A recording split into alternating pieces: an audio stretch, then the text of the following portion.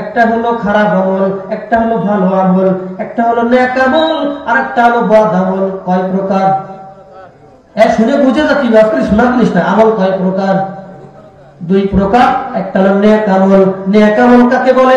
নামাজ, রোজা, হজ, যাকাত, জিকির, আজকার, কোরআন তিলাওয়াত, হুজুরে ভালোবাসে 500 টাকা দেয়া, ইমাম সাহেবের 2 ওয়াক্ত খাওয়ানো, এইগুলো কি কাজ? ভালো কাজ। আবার গান দেখা, গাজের গান, গুণযাত্রা, তারপরে উলাকান্দির মেলায় যাওয়া, ঠাকুর বাড়ি যাওয়া, এইসব খারাপ কাজ, এগুলোর নাম বদ আমল। এর নাম কি? নামাজ ছাড়ে দেওয়া বদ আমল, আব্বার সাথে বিয়াদবি করা বদ আমল, মার খেদমত না করা, বিয়াদবি করা বদ আমল, আর মার দিকে সুনজরে তাকানো, এটা হলো নেক আমল। আল্লাহ রাসূল বলেন, এ গরীব শুনো, যাদের টাকা নাই, হজ করার সুযোগ নাই, ওই বাইতুল্লাহে যাওয়ার মতো তৌফিক নাই, এরা তোমরা যদি তোমার মা